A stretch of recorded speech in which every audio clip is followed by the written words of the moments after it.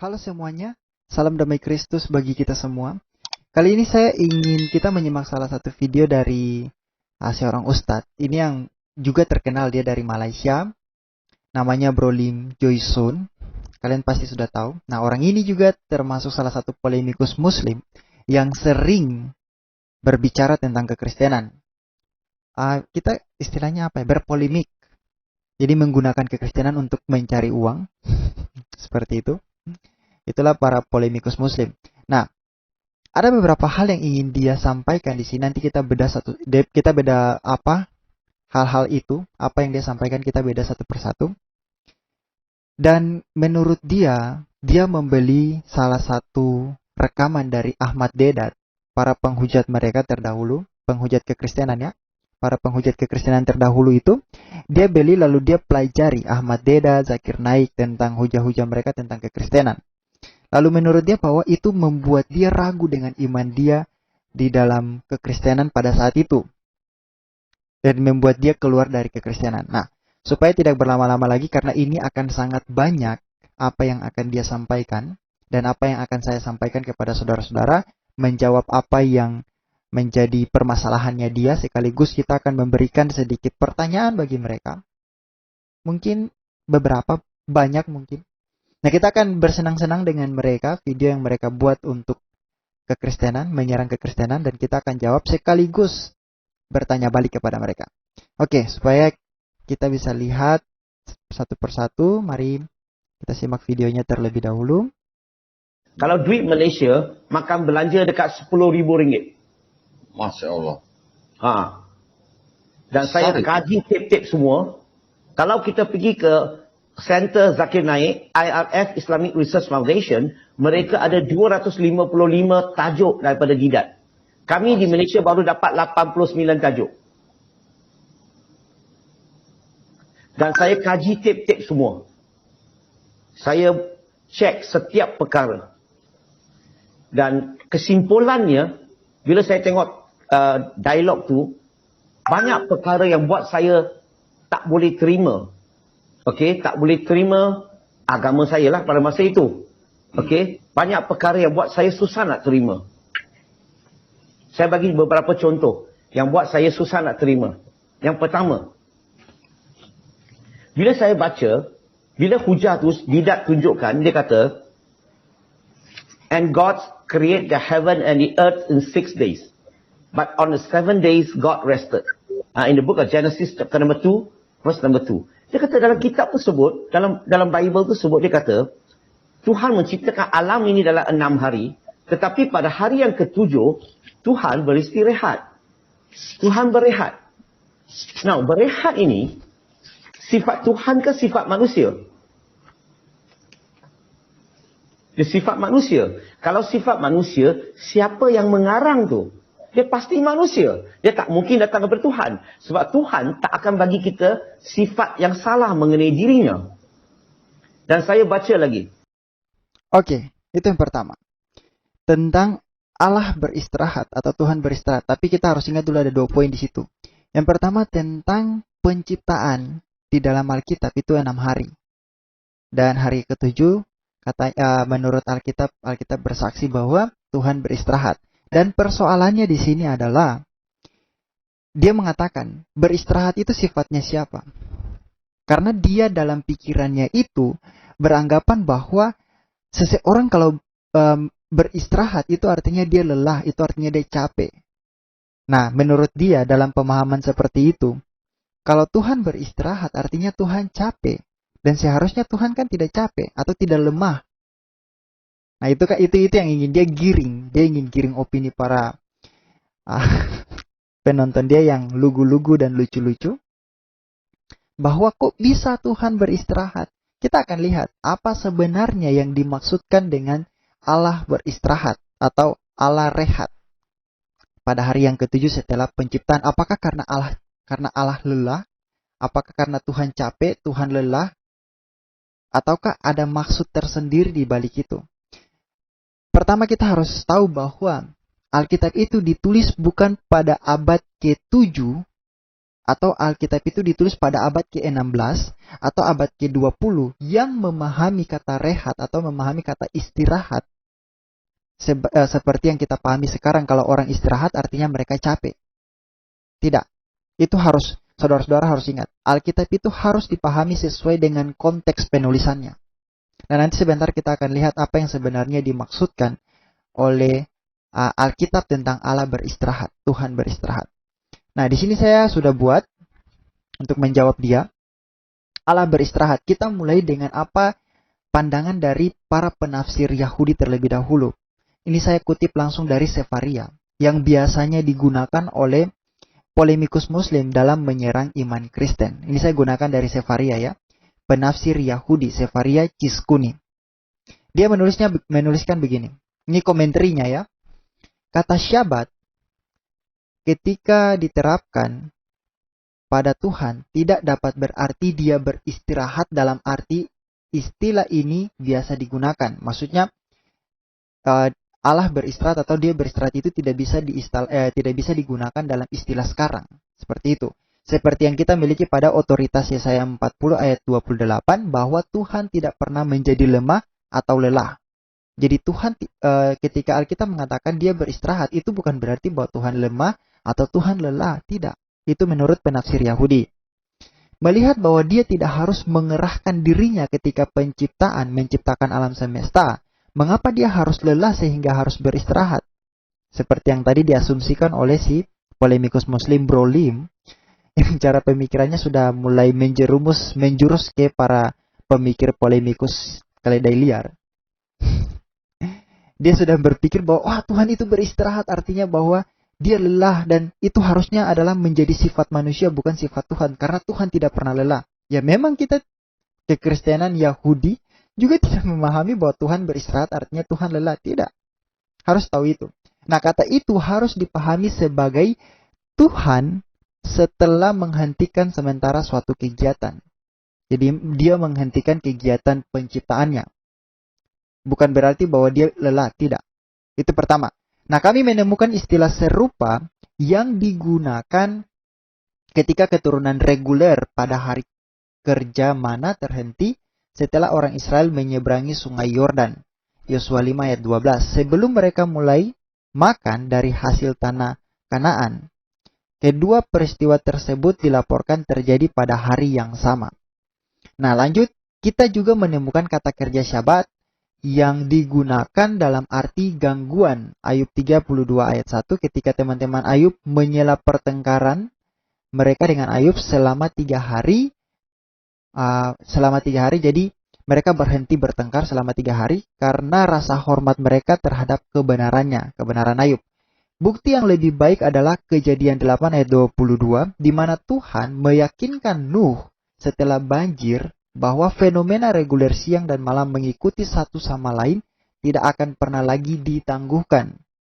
Yaitu, ini bahasa Ibraninya, siang dan malam, ini bahasa Indonesianya, siang dan malam akan terjadi tanpa gangguan. Artinya tidak ada perhentian lagi. Baik siang maupun malam tidak akan mengambil istirahat dari rutinitas mereka. Nah, itu pengertian Sabat atau istirahat menurut penafsir Yahudi. Jadi bukan berarti Allah itu lelah, Allah itu capek, bukan. Tetapi dia menghentikan penciptaannya menurut penafsir Yahudi ini. Oke? Itu yang pertama. Nah, saya ingin kutip lagi dari salah satu buku. Ini buku Cultural Background Study Bible. Dan di situ ini bahasa Inggrisnya itu Cultural Background Study Bible, itu halaman 9 dan seterusnya tentang istirahat. Di situ ini bahasa Inggrisnya, nanti silakan kalau saudara-saudara ingin membacanya, saudara-saudara pause saja video ini lalu saudara baca bahasa Inggrisnya, biar kalau misalnya kalian paham bahasa Inggrisnya, kalian boleh membaca dan memahaminya lebih baik. Nah, ini saya sudah buat bahasa terjemahannya. Di sini dikatakan konsep istirahat ilahi atau divine rest. Bentar. Ini. Divine rest menonjol dalam literatur Timur Dekat kuno. Dewa istirahat dicapai di sebuah kuil, umumnya sebagai hasil dari ketertiban yang didirikan. Sementara itu mewakili pelepasan dari setiap proses pembentukan ketertiban, baik melalui konflik dengan dewa lain atau tidak. Lebih penting atau tidak lebih penting. Jadi menurutnya bahwa di dalam konsep Timur Dekat kuno, ketika dewa beristirahat itu, mereka bukan lelah, tetapi mereka merehat atau mereka membuat ketertiban dari konflik. Mereka membuat ketertiban dari konflik. Nah, ekspresi keterlibatan sebagai dewa mengambil tempatnya di pucuk pimpinan untuk mempertahankan kosmos yang teratur, aman dan stabil. Aspek-aspek istirahat ilahi atau divine rest berikut dapat ditemukan dalam literatur Timur Dekat kuno. Nah, ini beberapa hal yang dicatat dalam buku ini tentang divine rest atau istirahat ilahi begitu. Pertama, perhentian ilahi dapat diganggu oleh pemberontakan. Yang kedua, perhentian ilahi dicapai setelah konflik. Nah, yang ketiga, perhentian ilahi dicapai setelah tindakan penciptaan yang membawa keteraturan. Yang keempat, perhentian ilahi dicapai di bait suci. Yang kelima, perhentian ilahi dicapai sebagian dengan menciptakan orang-orang untuk bekerja di tempat mereka dan atas nama mereka. Yang keenam, perhentian ilahi ditandai dengan kontrol dan stabilitas yang berkelanjutan. Jadi ketika Alkitab menggunakan kata Allah beristirahat, itu tidak berarti bahwa Allah capek, itu tidak berarti bahwa Allah lelah. Tidak. Itu berarti bahwa Allah menghentikan dan memberikan keteraturan, stabilitas bagi ciptaannya. Itu sebabnya kita lihat ketika penciptaan itu semua menggunakan kata baik. Allah melihat bahwa semua itu baik. Itulah yang dimaksudkan dengan stabilitas ketika Allah beristirahat. Jadi semua itu baik. Nah, kita lanjut lagi. Hanya poin 3 yang transparan di Genesis. Poin 3-nya itu ini. Poin 3-nya, perhentian ilahi dicapai setelah tindakan penciptaan yang membawa keteraturan. Itu poin ketiganya. Jadi Allah istirahat itu bukan berarti bahwa saya capek, saya lelah melakukan penciptaan. Tidak. Tetapi maknanya adalah membawa keteraturan, membawa stabilitas bagi ciptaan yang sudah Dia buat. Kita lanjut lagi. Meskipun poin 4 dan 6 juga bisa dipertahankan. Ini poin 4 dan 6, perhentian ilahi dicapai di bait suci, dan itu sangat banyak di dalam itu juga berkaitan dengan bait suci yang didirikan oleh orang-orang Israel pada zaman itu. Dan yang keenam, perhentian ilahi ditandai dengan kontrol dan stabilitas yang berkelanjutan. Itu maksudnya. Selanjutnya, mengingat hubungan antara kuil dan peristirahatan di Timur Dekat kuno, itu menjadi wajar untuk melihat penciptaan Alkitabiah dari kosmos sebagai konfigurasi dalam pembangunan bait suci dan istilah dedikasi. Mohon maaf kalau misalnya bahasanya lagi terlalu kacau karena ini saya terjemahkan menggunakan aplikasi. Kisah penciptaan 7 hari yang berpuncak pada istirahat ilahi, divine rest, harus dipahami sebagai sesuatu yang paralel dengan pembangunan kuil untuk istirahat ilahi. Kursus analogi dan logika ini menghasilkan pemahaman bahwa Genesis 1 dibingkai dalam hal penciptaan sebuah kuil kosmik di mana Yahweh beristirahat. Jadi Tuhan menciptakan alam semesta, di dalamnya itu Dia membawa keteraturan dalam peristirahatannya. Bukan berarti bahwa ketika Dia beristirahat, itu artinya Dia capek menciptakan segala sesuatu. Bukan seperti itu. Tetapi Dia membawa suatu keteraturan di dalam dunia yang hancur, dunia yang pada waktu itu belum terbentuk. Kan kita baca di situ, pada mulanya Allah menciptakan langit dan bumi. Bumi belum berbentuk dan kosong. Gelap gulita menutupi samudera raya dan roh Allah melayang-layang di atas permukaan air. Itu gambaran dunia yang masih kacau. Nah, itu 7 hari sebanding dengan pendedikasian bait suci dan seterusnya. Itu sudah termasuk ke dalam kuil, termasuk ke dalam pemahaman kuil. Nah, jadi kesimpulannya di sini ketika Alkitab memberikan kesaksian tentang Allah beristirahat, itu bukan berarti bahwa Allah lelah, Allah capek, bukan. Tetapi itu memberikan makna bahwa peristirahatan ilahi atau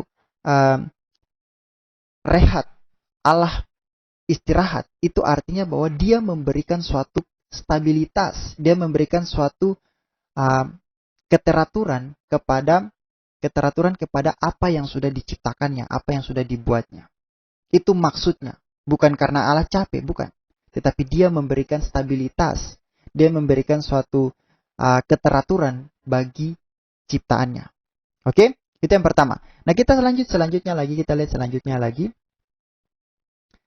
Dia In the book of mengatakan, Genesis, chapter number 6, verse number 6, dia menceritakan tentang, dia kata, and God regret create mankind on earth. Dia kata Tuhan menyesal menciptakan manusia di muka bumi ini. Menyesal seolah-olah Tuhan ni mencipta budak Cina ni, mata sepet ni. Menyesal lah. Sepatutnya buat mata dia besar sedikit.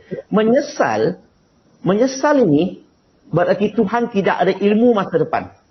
Dia buat dulu, tahu kemudian. Tapi dalam kefahaman saya, Tuhan tahu segala-galanya. Dia tahu segala-gala yang telah berlaku, sedang berlaku, apa yang akan berlaku. Tapi kata regret ini memberi persepsi Tuhan tidak tahu apa yang akan berlaku. So, itu bukan sifat Tuhan, sifat manusia. Kalau sifat manusia, siapa yang mengarang? Sekali lagi, itu karangan manusia, tak mungkin datang kepada Tuhan. So, itulah yang buat saya susah nak terima. Dan bila saya baca lagi, contohnya, oke, tentang Allah menyesal, tentang sifat Allah menyesal. Nah, inilah yang saya katakan bahwa polemikus Muslim itu mereka kalau membaca Alkitab itu tidak membacanya secara utuh. Mereka hanya comot ayat ini, comot ayat itu, dan tidak memberikan maknanya secara utuh. Akhirnya apa ya? Akhirnya sesat seperti ini. Dia mengatakan bahwa dia mendapati lagi tentang Allah menyesal, dan itu adalah sifat dari manusia. Dan dia mengatakan bahwa kalau Allah menyesal artinya Allah tidak tahu apa yang akan datang selanjutnya. Pertanyaan saya cuma satu. Buktikan di dalam Al-Quran salah satu nubuatan yang dibicarakan oleh Allah Subhanahu wa Ta'ala tentang masa yang akan datang. Kalau tidak ada, artinya Allah Subhanahu wa Ta'ala tidak tahu tentang masa depan dan kesimpulannya dia bukan Tuhan. Buktikan. Semua Muslim di dunia buktikan, khususnya di Indonesia, karena ini menggunakan bahasa Indonesia, jadi saya tujukan kepada Muslim di Indonesia saja. Buktikan satu ayat di dalam Quran yang menunjukkan nubuatan di masa yang akan datang dan sudah pernah terjadi seperti yang terdapat di dalam Alkitab. Kita bisa menemukan begitu banyak nubuatan di dalam Alkitab beserta dengan peristiwa-peristiwa yang terjadi. Mau contoh misalnya nubuatan tentang Mesias itu kan sudah terjadi. Nubuatan tentang Mesias sudah terjadi. Yesus Kristus menggenapi nubuatan itu dan dia mengatakannya dengan cara yang gamblang. Yang kedua, nubuatan dalam Perjanjian Lama tentang kedatangan nabi palsu yang membunuh atas nama Tuhan juga sudah terjadi. Dengan kita melihat kedatangan Muhammad melakukan pembunuhan terhadap orang-orang mengatasnamakan Tuhan. Bahkan kita lihat kemarin pemukulan Ade Armando, itu saja ada takbir di dalamnya. Bayangkan. Dan itu pun sudah terjadi. Itu yang disebut dengan nubuatan. Nubuatan yang terjadi dan mungkin akan terus terjadi. Nah, pertanyaannya bagi Muslim yang menyimak video ini, sebutkan di dalam Quran ayat yang memiliki nubuatan dan sudah terjadi. Silakan. Kalau memang tidak ada sama sekali berarti Al-Quran atau Allah Subhanahu wa Ta'ala itu bukanlah Tuhan. Allah Subhanahu wa Ta'ala bukanlah Tuhan dan Al-Quran itu adalah kitab suci karangan manusia, kesimpulan dari Brolim. Bukan berasal dari Tuhan. Itu kalau ada nubuatan ya. Karena dia mengatakan bahwa Tuhan harus tahu masa depan. Nah, sekarang pertanyaannya, di mana di Quran yang mengatakan bahwa Tuhan mengetahui masa depan? Kalian tidak akan temukan. Kalau kalian temukan silakan kalian berikan buktinya. Yang kita temukan dalam Quran cuma apa? Kalau kamu tidak tahu, tanya ahli kitab. Kalau kamu begini, pergi ke kitab sebelumnya. Kalau kamu begini. Jadi dia hanya mengulangi peristiwa-peristiwa yang sudah ada.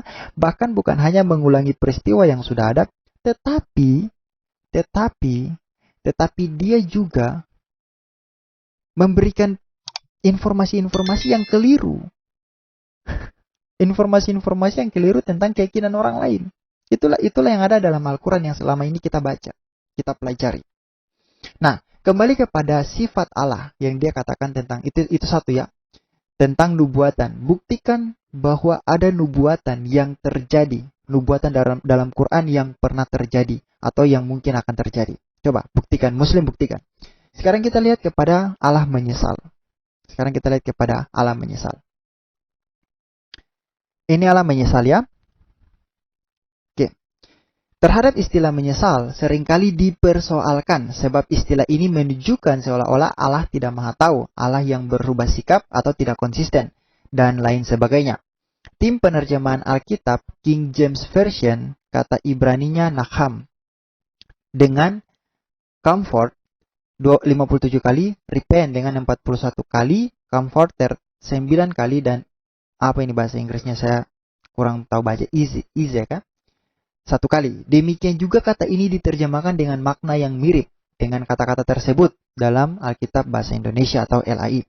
Total terdapat dalam kata Ibrani nakam di dalam Alkitab. Total terdapat 108 kata Ibrani nakam di dalam Alkitab yang apabila diterjemahkan ke dalam bahasa lain artinya seringkali tidak cukup mewakili maksud nakam ini. Kata Ibrani nakam bermakna sangat luas dan dalam. Kata Ibrani nakam bermakna sangat luas dan dalam. Misalnya bersedih hati, menyatakan rasa simpati, sikap melunak, menghibur, menyesal, bertobat, dan lain-lain.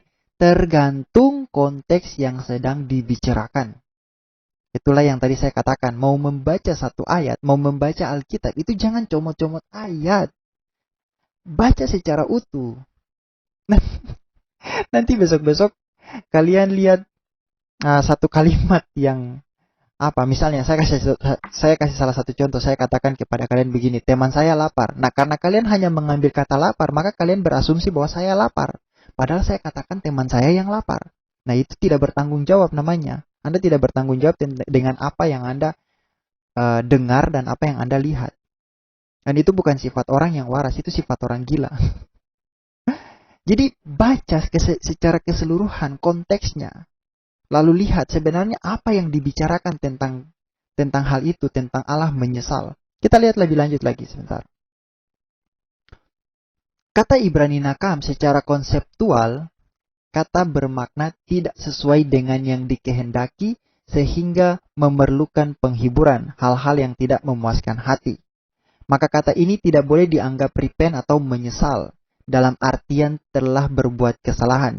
Jadi kita tidak bisa menganggap kata menyesal ini yang ada dalam Alkitab itu sebagai sesuatu yang karena Allah telah membuat kesalahan, maka seharusnya tidak boleh seperti itu dia menyesal. Tidak bisa seperti itu, seperti yang dikatakan oleh Bro Lim.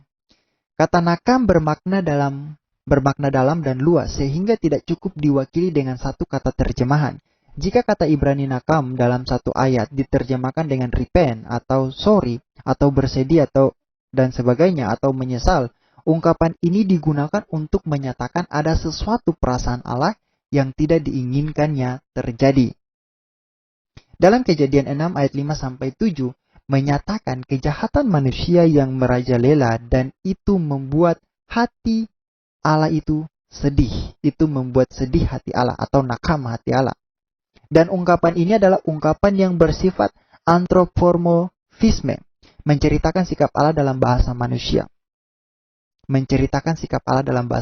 Allah tidak menghendaki siapapun berbuat dosa. Namun tatkala manusia berbuat dosa, maka Allah menjadi sedih, menjadi menyesal, menjadi nakam. Itu maksudnya. Ada sesuatu, misalnya ada suatu ketika Tuhan Yesus menangisi Yerusalem. Nah, inilah sikap nyata dari Allah yang menyesal. Apa sebabnya Yesus Kristus yang adalah Allah itu sampai menangisi? Ada beberapa alasan mengapa Tuhan Yesus menangisi Yerusalem. Kita lihat contohnya ya.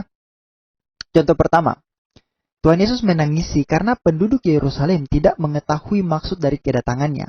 Nanti silakan saudara-saudara pause baru saudara-saudara baca sendiri. Saya hanya lihat yang pertama. Yang pertama, dia menyesal. Kenapa kalian tidak paham tentang maksud kedatangan saya? Itu maksud dari kata nakam. Kenapa kalian tidak paham? Jadi dia sedih, dia menyesal. Nah, yang kedua, Yesus menangis karena penduduk Yerusalem tidak sadar bahwa mereka hidup di dalam keberdosaan. Jadi Yesus bilang, kalian ini sudah diberitahukan tentang kebenaran, tapi kalian masih saja berdosa. Itu maksud dari kata nakam. Nah, selanjutnya, ketiga Yesus menangis karena kota dan penduduk Yerusalem akhirnya harus menerima hukuman. Itulah maksud dari kata nakam. Bukan berarti bahwa Allah menyesal karena telah menjadikan manusia. Bukan itu maksudnya. Kita lanjut lagi, nanti ada kesimpulannya. Kita lanjut lagi. Dari sikap nyata yang ditunjukkan Tuhan Yesus bahwa dia bersedih atau menyesal atau nakam, sehingga di dalam kemanusiaannya dia menangis ketika melihat keberdosaan manusia. Maka sikap Tuhan Yesus yang menangisi karena nakam ini. Kita dapat memahami dan membandingkan dengan istilah nakam sebagaimana yang tertulis dalam Kejadian 6 ayat 5-7. Dari sikap Tuhan Yesus kita dapat merasakan makna nakam yang diterjemahkan menyesal, repent atau regret. Adalah menunjuk kesedihan hati Allah atas manusia-manusia yang berdosa, yang konsekuensi dari dosa-dosa mereka adalah hukuman maut. Itu tentang Allah menyesal. Kesimpulan kita lihat di konteks Kejadian 5 ayat 6-8 ya. Ketika dilihat Tuhan bahwa kejahatan manusia besar di bumi dan bahwa segala kecenderungan hatinya selalu membuahkan kejahatan semata-mata, maka menyesalah Tuhan. Tuhan menyesal karena apa? Tuhan menyesal karena kejahatan manusia besar di bumi. Segala kecenderungan hatinya selalu membuahkan kejahatan. Maka Tuhan bersedih. Tuhan sedih, kenapa kamu harus seperti itu? Kenapa kamu harus harus berbuat dosa? Mengikuti kehendakmu, kenapa tidak mengikuti kehendak saya? Yang suci, yang kudus. Itu maksud dari kata menyesalnya Tuhan. Bahwa ia telah menjadikan manusia di bumi. Dan hal itu memilukan hatinya. Jadi Tuhan menyesal telah menjadikan manusia di bumi. Tuhan sedih telah menjadikan manusia di bumi. Tetapi mereka lebih memilih dosa. Jadi Tuhan menyesal karena dosa mereka. Tuhan menyesal bukan karena Tuhan menciptakan mereka, tetapi Tuhan menyesal karena mereka lebih memilih hati mereka. Mereka lebih memilih memilukan hati Tuhan. Ayat ke-7. Berfirmanlah Tuhan, aku akan menghapuskan semua manusia yang telah kuciptakan itu dari muka bumi, baik manusia maupun hewan, dan binatang-binatang melata, dan burung-burung di udara, sebab aku menyesal bahwa aku telah menjadikan mereka. Kita lihat ayat yang ke-8, ini adalah salah satu kunci yang dapat memahami peristiwa ini. Tetapi Nuh mendapat kasih karunia di mata Tuhan. Nah, Tuhan menyesal di sini bukan penyesalan dalam penciptaan manusia, bukan menyesal karena dia sudah menciptakan manusia. Saya sebenarnya tidak seperti yang Bro Lim katakan, sebenarnya jangan buat dia sipit. Mohon maaf, tadi gambar hilang. Nah, menurut Bro Lim, Tuhan menyesal itu dalam artian bahwa, saya tidak boleh menciptakan, saya menyesal sekali kenapa harus menciptakan dia dengan mata sipit, atau saya menyesal kenapa menciptakan dia kulit hitam, atau saya menyesal mengapa harus menciptakan dia rambut panjang, atau rambut pendek, atau rambut keriting, atau rambut apapun. Saya menyesal. Bukan seperti itu. Lalu dalam penyesalan itu, seolah-olah Tuhan membuat kesalahan. Bukan. Tuhan tidak menyesal karena hal itu. Tuhan menyesal karena pilihan manusia. Lihat, karena pilihan manusia yang mendukakan hati Tuhan. Manusia lebih memilih kejahatan dibandingkan kehendak Tuhan. Itu adalah maksud dari Tuhan menyesal. Tuhan bersedih. Seperti itu. Bukan artinya bahwa Tuhan menyesal karena Tuhan tidak tahu masa depan. Tidak. Justru kalau kalian baca sampai pada ayatnya yang ke pasal ketiga, itu Tuhan sudah memberikan nubuatan tentang apa yang akan terjadi di masa depan. Jadi kita lihat, Alkitab itu full dengan nubuatan. Keluar dari apa yang kita permasalahkan sekarang. Full dengan nubuatan. Dan sekali lagi Tuhan menyesal di sini bukan berarti bahwa Tuhan Tuhan sudah merasa salah karena menciptakan manusia. Tidak. Tuhan tidak pernah merasa menyesal, tidak pernah. Dan itu juga tertulis di dalam Alkitab. Kita paham itu. Tuhan tidak pernah menyesal karena dia berbuat kesalahan, tidak. Makna menyesal di sini adalah Tuhan bersedih hati karena manusia lebih memilih kehendak bebasnya, manusia lebih memilih kehendak manusianya dibandingkan kehendak Tuhan itu sendiri. Karena kalau misalnya kita baca lebih lanjut, di situ dikatakan bahwa Nuh mendapat kasih karunia dari Tuhan. Artinya apa? Artinya kalau memang pemahaman Brolim bahwa Tuhan menyesal karena telah menciptakan manusia, artinya bahwa dia itu tidak tahu tentang masa depan, tidak tahu tentang yang juga mengindikasikan bahwa dia telah membuat kesalahan. Jadi karena dia membuat kesalahan, maka dia menyesal. Maka seharusnya Tuhan sudah menghapuskan semua manusia tanpa terkecuali. Tanpa terkecuali. Harusnya begitu. Tetapi apa kita lihat di ayat selanjutnya dikatakan, ayat 8. Tetapi Nuh mendapat kasih karunia Tuhan. Artinya bahwa Tuhan tahu tentang masa depan. Dan kata menyesal di situ bukan berarti bahwa Tuhan telah berbuat kesalahan lalu dia menyesal. Tidak, itu pemahaman yang keliru. Itu hanya pemahaman dari para keledai liar yang membaca Alkitab dengan cara comot-comot ayat. Oke? Itu tentang sifat Tuhan. Itu tentang sifat Tuhan terlebih dahulu. Nah, sekarang saya ingin memberikan satu pertanyaan.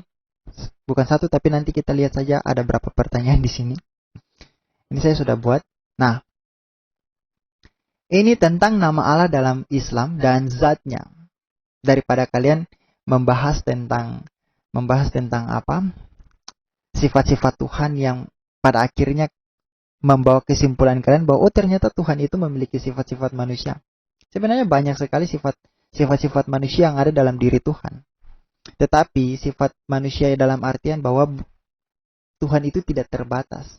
Bersedih itu adalah bahasa antroformis seperti yang tadi. Bersedih itu adalah bahasa manusia untuk menyatakan Tuhan, menyatakan perasaan Tuhan kepada manusia. Hanya kita bisa berbicara tentang bahasa manusia yang bisa menggambarkan Tuhan. Karena Tuhan itu maha kuasa, jadi kita terbatas dengan bahasa kita. Nah, kalau memang hal-hal itu dipersoalkan oleh Brolim, bagaimana kalau kita mempersoalkan hal ini? Ini tentang nama Allah dalam Islam. Kita lihat dulu ya.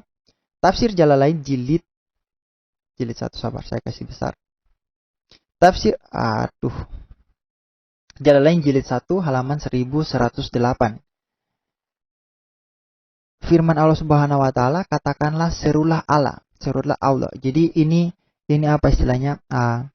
Asbabun nuzul dari turunnya ayat Al-Isra 110 ini.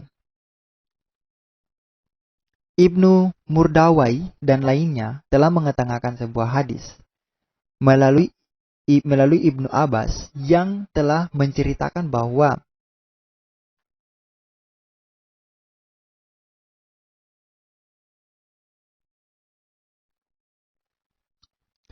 pada suatu hari dari Rasulullah berada di tengah kota Mekah, maka beliau berdoa seraya mengucapkan di dalam doanya itu, Ya Allah, ya Rahman. Maka kala itu juga orang-orang musyrik berkata, lihatlah oleh kalian pemeluk agama baru ini, dia mencegah kita untuk menyembah kepada dua Tuhan, sedangkan dia sendiri menyeru kepada dua Tuhan juga. Maka Allah menurunkan firman-Nya, katakanlah serulah Allah dan serulah Ar-Rahman. Dengan nama yang mana saja kalian seru, dia mempunyai nama-nama yang terbaik. Nah, kita lihat. Pertanyaannya. Ketika Muhammad mengucapkan dua nama, yaitu Ya Allah, Ya Rahman, ternyata orang-orang Mekah mengenal bahwa dua nama itu adalah milik dewa mereka.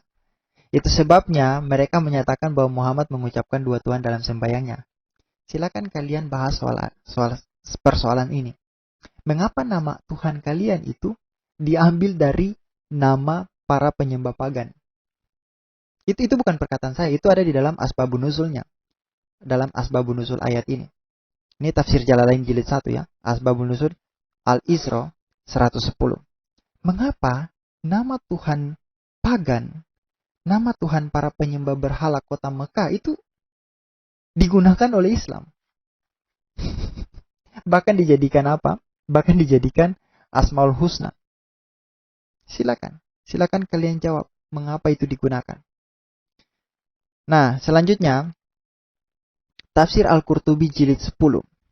Sebab turunnya ayat ini bahwa kaum musyrik, halaman 855 ya, kaum musyrik mendengar Rasulullah berdoa, "Ya Allah, ya Rahman, Maha Pengasih," sehingga mereka berkata, Muhammad menyuruh kita berdoa kepada Tuhan yang Esa, sedangkan dia sendiri berdoa kepada dua Tuhan. Jadi orang-orang kafir bilang kepada para pengikut Muhammad begini, nabimu menyuruh kita menyembah Tuhan yang Esa, tapi kalian perhatikan dia berdoa dengan mengucapkan dia berdoa dengan apa?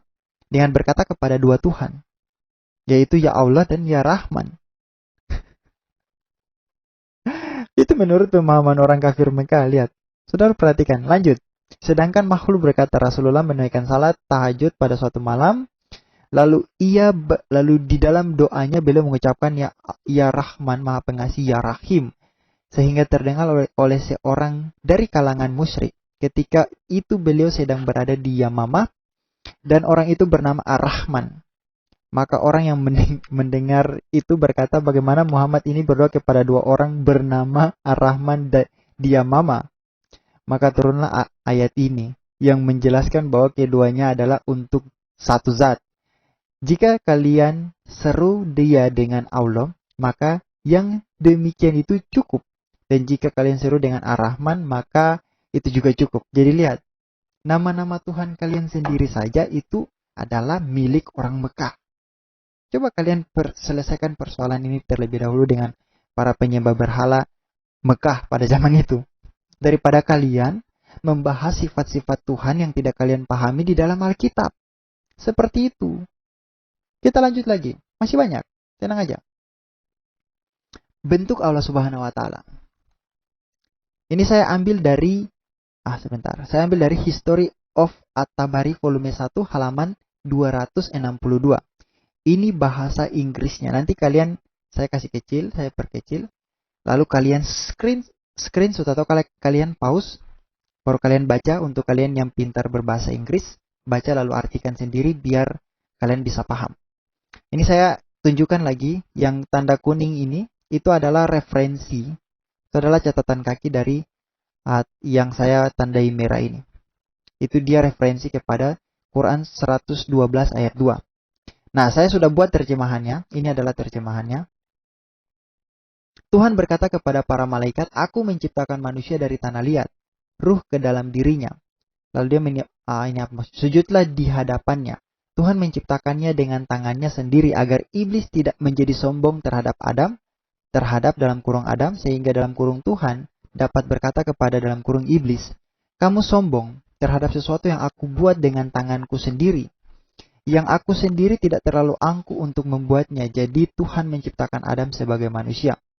Dia adalah tubuh tanah liat selama 40 tahun, diciptakan pada Jumat. Ini diciptakan pada Jumat, ada dalam hadis juga. Ketika para malaikat melewatinya, mereka ketakutan dengan apa yang mereka lihat. Jadi ini cerita tentang iblis yang menyuruh penciptaan Adam, tapi di dalamnya tuh Allah menyuruh iblis untuk sujud kepada Adam, seperti yang ada dalam Quran juga.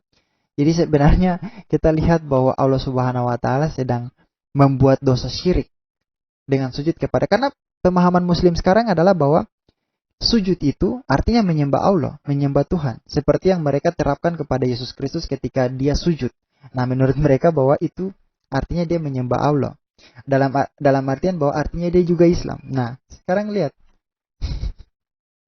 Iblis pun disuruh untuk menyembah Adam. Allah menyuruh iblis untuk menyembah Adam. Kita lanjut lagi. Dia akan melewatinya, menendangnya. Malaikat yang paling ditakuti adalah iblis. Dia akan melewatinya, menendangnya, dan dengan demikian membuat tubuh mengeluarkan suara seperti yang dilakukan tanah liat pembuat tembikar. Itulah dalam kurung maksudnya di mana Allah berfirman, dari salsal seperti tanah liat pembuat tembikar. Kemudian dia berkata, untuk apa kamu diciptakan? dia memasuki mulutnya, mulut si Adam, dan pergi dari posteriornya. Kemudian dia berkata kepada para malaikat, jangan takut pada yang itu, maksudnya kepada tanah liat atau kepada Adam itu, karena Tuhanmu itu solid. Nah, silakan saudara artikan sendiri kata solid ini apa. Jadi jangan takut. Adam itu apa? Adam itu hampa. Ini, sedangkan yang ini yang diciptakan Tuhan ini itu hampa, kosong. Tetapi Tuhanmu itu solid. Nah, silakan kalian artikan sendiri apa yang dia dimaksudkan dengan solid, Tuhanmu solid. Silakan. Oke, itu tentang sifat-sifat Allah Subhanahu wa taala yang dimana juga harus menjadi apa? Menjadi PR buat muslim daripada kalian datang berkomentar tentang sifat-sifat Tuhan, tentang bahasa antropomorfisme di dalam Alkitab kepada Tuhan yang tidak kalian pahami. Mending kalian bahas kalian punya ini. Perjelas. Belum lagi kita menemukan hadis-hadis yang mengatakan Allah Subhanahu wa taala punya dua tangan dan dua tangan itu adalah kanan semua. Belum lagi kita melihat seperti yang ini. Sebentar saya tunjukkan lagi. Masih banyak. Ini juga menjadi satu hal yang sangat berbahaya jika muslim tidak membahasnya. Nah, ini dari Sunan At-Tirmizi. Sunan Tirmizi 3201. Muslim kan berpendapat bahwa Allah Subhanahu wa taala tidak bisa dilihat. Tapi di sini dikatakan bahwa dan ia dalam kurung Muhammad diberi kesempatan melihat Allah sebanyak 2 kali. Wow, luar biasa bukan? Berarti Allah ini sebenarnya makhluk. Allah ini sebenarnya makhluk karena bisa dilihat. Karena bisa dilihat. Bukankah Allah telah berfirman, dia tidak dapat dicapai oleh penglihatan mata, sedang dia dapat melihat segala yang kelihatan, dan dialah yang maha halus, lagi maha mengetahui. Kamu. Maksud ayat itu apabila Allah menampakkan diri dengan cahayanya yang merupakan cahayanya. Ia berkata, dan ia dalam kurung Muhammad diberi kesempatan melihat Allah sebanyak 2 kali. Abu Isa berkata, hadis ini adalah hadis Hasan Garib dari sisi ini. Jadi itulah gambaran tentang Allah Subhanahu wa taala, sifat-sifat Allah Subhanahu wa taala, bagaimana dia di dalam Islam, di dalam sumber-sumber Islam. Oke? Itu tentang apa? Tentang sebentar. Itu tentang sifat-sifat Tuhan. Nanti besok beberapa waktu yang akan datang, mungkin saya akan membahas hal yang lain lagi. Tapi 2 hal itu sudah saya jawab mengenai Allah menyesal, Allah beristirahat, dan Allah menyesal yang dipersoalkan oleh Bro Lim. Saya sudah bingung sebenarnya orang seperti ini mau dikatakan apa, tapi ya. Semoga saudara-saudara muslim yang menyimak video ini dapat memahami bahwa apa yang dikatakan tentang dalam Alkitab tentang Allah, tentang sifat Allah, Allah menyesal, Allah beristirahat, itu tidak bermakna, tidak memiliki makna seperti yang kita pahami sekarang. Misalnya Allah beristirahat. Allah beristirahat itu bukan berarti bahwa kita memahaminya secara Allah itu apa? Apa ya? Dia lelah atau dia capek atau dia lemah. Tidak. Itu bukan yang dimaksudkan oleh Alkitab. Allah beristirahat yang dimaksudkan oleh Alkitab yang sudah saya kutip tadi. Itu artinya dia memberikan stabilitas. Dia memberikan keteraturan bagi apa yang sudah dia ciptakan. Itu maksud dari Allah beristirahat. Bahkan bisa dikatakan bahwa Allah beristirahat artinya Allah menikmati apa yang sudah dia buat. Dalam beberapa tafsiran juga dikatakan demikian. Jadi bukan berarti bahwa Allah beristirahat itu artinya bahwa Allah capek, Allah lelah. Tidak. Bahkan kita sudah buktikan dengan salah satu tulisan tadi bahwa istirahat itu dalam tradisi dunia Yunani kuno atau apa, sebentar saya lihat supaya saya tidak salah berbicara. Dalam literatur timur dekat kuno, itu artinya bahwa dia memberikan stabilitas dalam penciptaan. Poin yang ketiga, perhentian ilahi atau divine rest dicapai setelah tindakan penciptaan yang membawa keteraturan. Itu maksud dari Allah beristirahat. Bukan Allah beristirahat karena Allah capek, bukan itu. Nah, selanjutnya tentang Allah menyesal. Allah menyesal di sini bukan karena Allah telah melakukan kesalahan, bukan. Seperti yang Bro Lim katakan bahwa karena dia sudah menciptakan manusia sedemikian rupa, lalu dia menyesal, bukan seperti itu. Tetapi Allah menyesal di sini karena Allah bersedih. Mengapa kamu lebih memilih dosa? Kenapa kamu lebih memilih mengikuti ajaran yang membunuh atas nama Tuhan dibandingkan kamu memilih untuk mengasihi sesamamu manusia seperti dirimu sendiri? Itu Allah sedih. Allah sedih karena kamu mengikuti orang-orang yang sesat. Kenapa kamu tidak mengikuti kebenaran tetapi kamu malah mengikuti yang salah? Allah sedih. Allah menyesali itu, menyesali hal itu, menyesali perbuatanmu. Bukan karena bukan karena Allah melakukan kesalahan. Jadi untuk saudara-saudara muslim, silakan renungkan. Allah sampai sekarang itu menyesali perilaku kalian yang mengikuti ajaran yang melegalkan segala cara untuk membela dirinya, bahkan sampai bisa membunuh orang, dibandingkan kalian mengasihi sesama kalian sendiri. Mengikuti ajaran yang mengajarkan untuk mengasihi sesama manusia.